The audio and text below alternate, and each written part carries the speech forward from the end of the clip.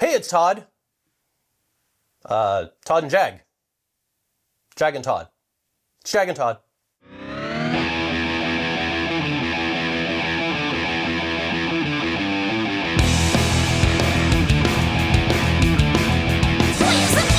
Yeah. So we only have a couple hours today, so I took some time a day or two ago, and I rough milled all of the wood. I have footage of that, so I'll cut that in here. What I'm going to start by doing is getting one straight edge on each of these maple boards. I don't have a jointer. I'd love to have a jointer, but there'd be two problems with that. One is room in here. There just isn't any place I could put it. And the other is they're freaking expensive. I've done jointing on my table saw a lot. It works out quite well. I've got a 6-foot level, and then I've clamped it to the fence. And when I run the wood through here, for example, this board has a bit of a concave cut on this side. This is actually the worst side, but what I want to do is trim the side that's closest to already straight, which is this side. So when you put this against any fence long enough that both ends can register, the wood will go straight through the blade and give us a perfectly straight cut, because there's no way it can follow that arc as long as this fence, we'll call it, extends out beyond the board. This is actually the worst board and probably isn't going to be our main board. It's got this great big crack here. It needs some extra milling, so I thought I would do this one first. Now this is 8/4 material, so it's 2 inches thick. I've set my blade. It's perfectly 90 degrees to the table saw top. I've got the blade up high enough that I should be able to do it in one pass. If the blade seems like it's bogging down, I'll back the blade down and I'll take 2 or 3 passes.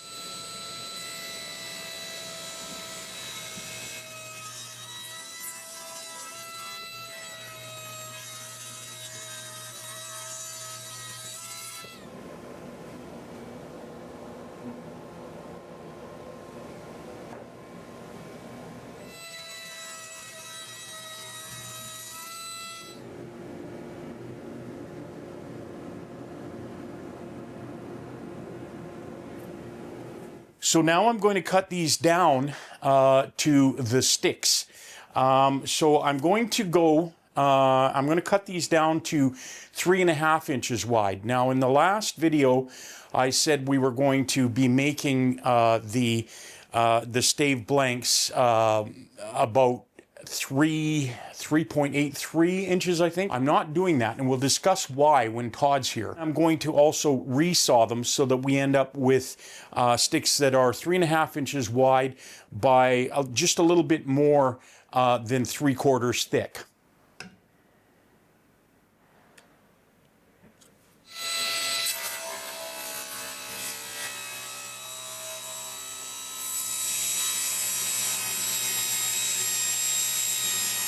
Between that combination blade being a little bit dull and some stresses in what I called the not best board, got some pretty good burning doing that.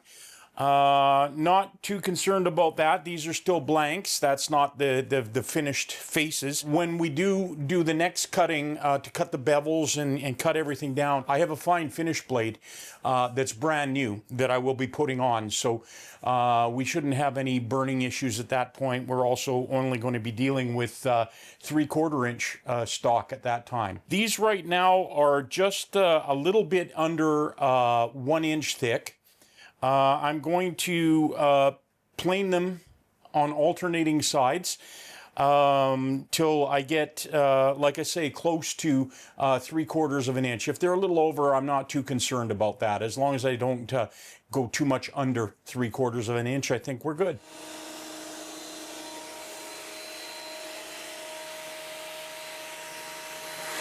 So what we're going to do today is we're going to cut the staves to length and then put the bevels in and get them the final width. So they're basically going to be ready for glue up today. So I did make a change. If you recall last week when we were talking about this, I said we were going to make these 3.83 inches wide. And now I just said they're 3.5. Okay. And the reason is that the one board, the one that we thought was the nice board, which has actually got the plainest grain, was only just over 7 inches wide. It was about 7.25. Okay. So you can't get, almost 8 inches out of that. Right. So I wanted to make sure that we could use that board because it was the nicest one, although the ugly board has got some nice stuff here too. If we go with 15 staves, we cut these to exactly 3 inches wide at the outside, at the top. Okay. And it's a 12-degree bevel. So we're doing a shallower angle, but I don't think that's going to mess us up too much. We're still doing 6-inch staves, so we should be able to get 4 out of each stick. So we should be able to get 16, at least out of the good board. Right. If we can squeeze 14 out of here, then we've got 30 total. So for our 2 drums. So we'll see what happens. So the first thing we want to do is we're going to just trim a little bit off the ends to get rid of the blue. And we're just going to trim one end and then cut these down to 6-inch stave blanks. Okay. Fabulous. So when I did this, I was kind of surprised. Like the plain one, like you can see, the plain one is plain, right? What I've done with this is I put the best, what I think is the best side up. We want to make sure we remember which side is our best face. This is what we'll have out on the shell. So when we cut these staves, that's the part we want to be 3 inches wide. Okay. Matter of fact, what we'll do is since we're cutting one end, cutting the blue end, maybe we should put a little pencil mark? Well, we'll put we'll just put, let's put an F every, I don't know, so often. We do have some waste, not so much on these boards and this one, but we've got this whole mess here. And I don't want to really try and fill that all with doing epoxy fill on there. So this is kind of going to be usable up to here. So we might get 3 stave blanks out of this one. Okay. This one, we might get lucky enough to get 4. It depends how far that crack goes here. Yeah. Right. So this is waste, and this is waste. This, I think, if we put this on the inside of the drum, we'll get away with that. Yeah, the router should take care of, or how will we smooth out the inside? Yeah, I knew this was going to be the one we were going to call our main one, even though it was plain, because this one did have all the damage. What I was really surprised about was the figuring. Like, we got some really nice looking figure on all 4 of these. Yeah. What we want to try and do is keep as much of this end of this board as possible. These ones, it's not that important. We'll cut our staves, out of it this way till we get down to our waist. You have a jig for like the 6-inch? We're going 6-inch deep, right? Yeah, we're going to use the crosscut sleds. We've got a little bit of snipe. Like if you run your hand here, you can feel a little dip. Oh, yeah. Okay. Yeah. I don't want to cut an inch off, 2 inches off here and risk not having enough. Yeah. So we might turn that over and use that as the face. The other ones, there's no real snipe to speak of, except, where was it? I thought there was some on one of these, but maybe I got it wrong. Oh, it was at the end that's going to be waste. This blade's a little dull, so what I want to do is change that. I have a fine finish blade. Okay. That should do a lot better, won't burn, and it hasn't been used yet, so it's brand new. So we're going to put that on there. Brand spanking new. Time lapse. Now what we want to do is we want to set up a stop block so we can cut our 6-inch staves. But we want to leave some for sanding. So I figure if we make them about 6 1/8, that lets us sand off up to a 1/16 of an inch on each side. Right. So when we cut, we want it to be 6 inches from here to here, not from there. The way I always do this is I make my mark just on the first board, about 6 1/8 inches. Give it some playroom, some wiggle room. Yeah, so that's the mark where we want to cut. Okay. Okay. When you're cutting these, you'll slide this up to there, but don't push. We don't want to knock this out just from where it is. Gives it a nice gentle love tap. Yeah, and then just run it across. Okay, keep your hands as far to the outside as possible. Like, don't do this. Okay, make sure you hold it against the fence and down against the table so we don't get a crooked cut. Yes, sir.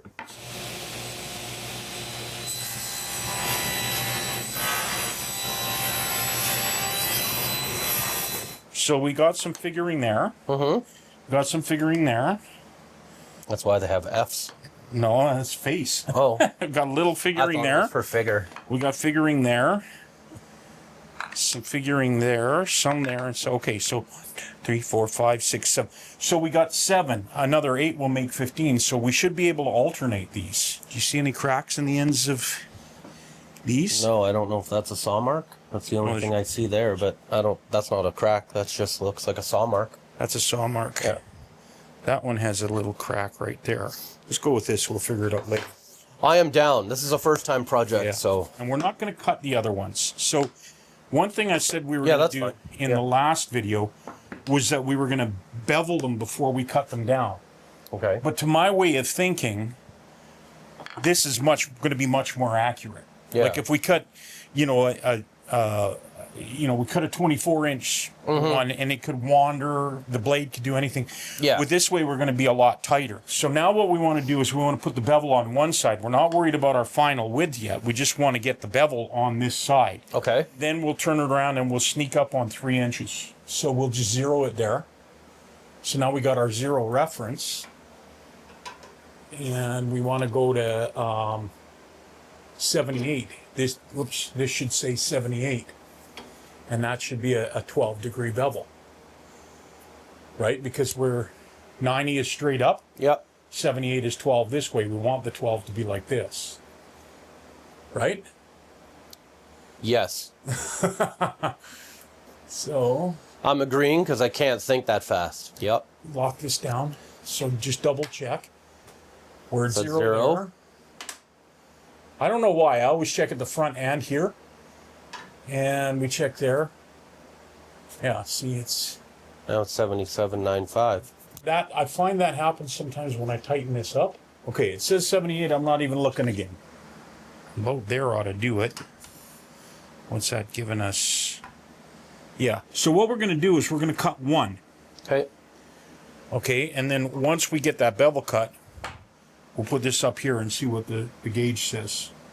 How close we are. Should we take one of those and just do a test cut before we commit? That's a really good idea. Yeah, I think we should do our test cut on one of those guys. Okay. Give me that burnt one.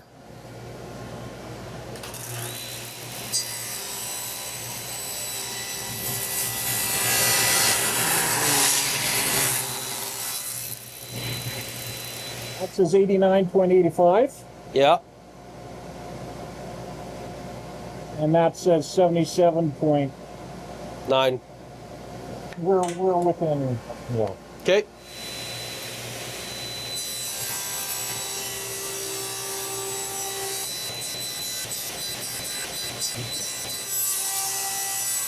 One thing we can check is you got them like this, the bevel's going this way.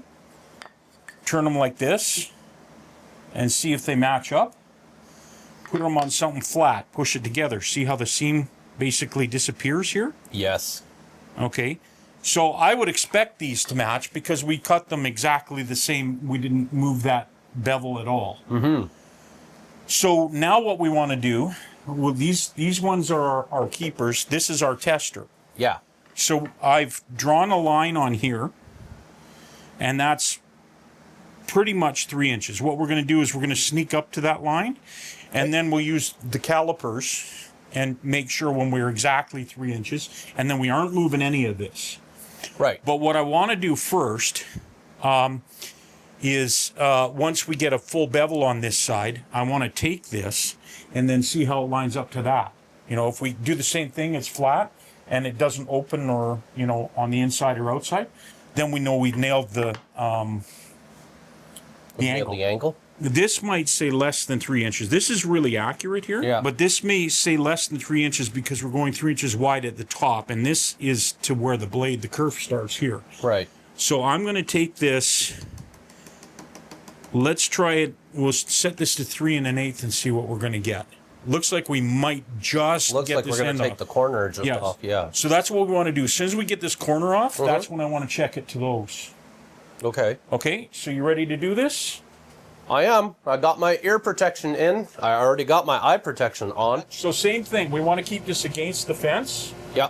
But remember now, we have a pretty crisp edge here, so we don't want to crush the edge either. Right. So it's not like we don't want to like... Yeah, I'm not we jamming that just wanna sucker keep in it there. against the fence. Okay. Okay, one cut. I'm engaging power. Yeah. Moment of truth, Jag.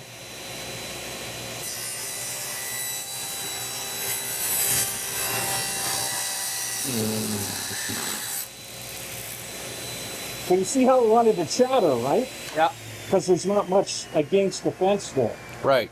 Let's just check that real quick and then we'll get going. So that's the new cut. Yeah. This is the original cut, right? Mm-hmm.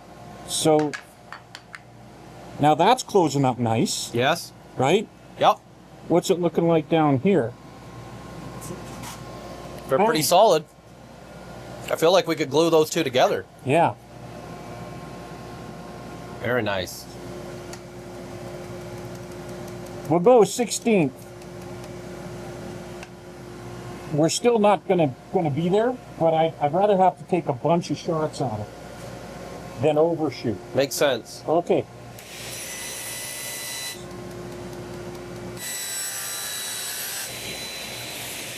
Three and a bit still.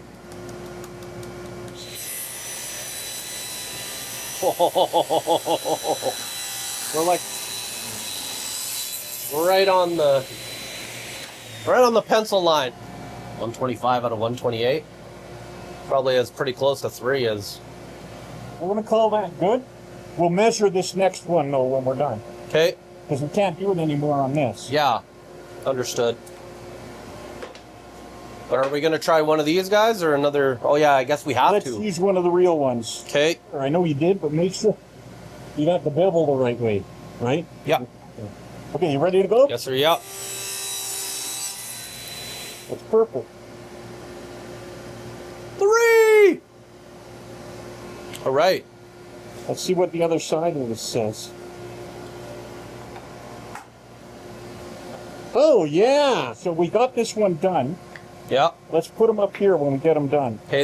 These are all got the beveled edge to go against the Yeah, fence. I set them all up that way. Yeah. Let's do them and then we'll dry fit and we're done.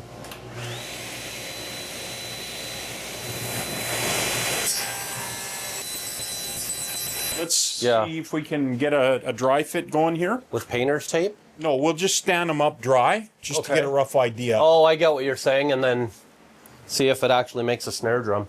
Yeah. I gotcha. I'm picking up. Okay, I gotta pull these out. Here we go. What? Yeah, exactly. So this isn't as good as doing the painter's tape thing, but let's Yeah, I get what you're saying. let's see what we're getting here. Sweet, I want to. Yeah, like these I aren't want to hand them to you. these aren't cinched up tight, but That's okay. That's that what. one's fitting weird. Why is that fitting weird like that? Is that the one that the last one I cut?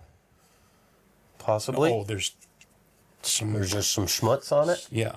Oh man, moment of truth, Jag. Oh boy. Okay, let's I'm leave very- it just let's leave it just like that. Okay, That's good. that looks like a drum. That's going to frickin' work. Let me get the camera over here. So nothing's wide open.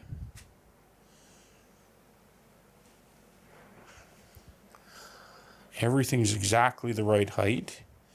There's a little bit of gap right here, but I mean, there, you know, like once I push it, it closes up. So once we get this glued up and clamped, We're good, and we've got a shell. Yeah. Or the beginnings of a shell. And other fun fact, they all say F on the outside, so we nailed it. and we didn't do this with the bevels. That's either. right. Oh man, this was the hard part. Like this was the part, if anything was going to screw up, it was going to be this, and we nailed it. Like that's freaking awesome. I think you can be here for one more episode, right? Next weekend? Yep, one more episode next weekend. Yeah, and then Tune in. And then you got to be you can't come for a couple of weekends after that. So what we'll do is we'll get this glued up, clamped, and all of that. Let's do that in the next video. Yeah. We'll clamp it. We'll talk about we'll glue it up, clamp it, talk about the jigs. Once we have this one glued up and I've got the jigs built, maybe what I'll do or what we'll do is then we'll bevel the other ones. Sure. And we already have a preset and bevel. glue those ones up, while we're going ahead on this one. You think this is? I think that's a wrap. Yeah. Do you think that's a wrap? I think it's a I wrap. think we should try and get glue up in on the end of this, or just no. Let's make this an episode for next week. So yeah, like Todd said, that's a wrap. Because it's my show now. Yeah, just kidding. So yeah, like always, thanks for watching. Please like and subscribe. Give us a thumbs up. Ring the bell so you don't miss another episode. Check out the band One Soul Thrust. Links are in the description below as always. And until the next video, we'll see you. I think we nailed it.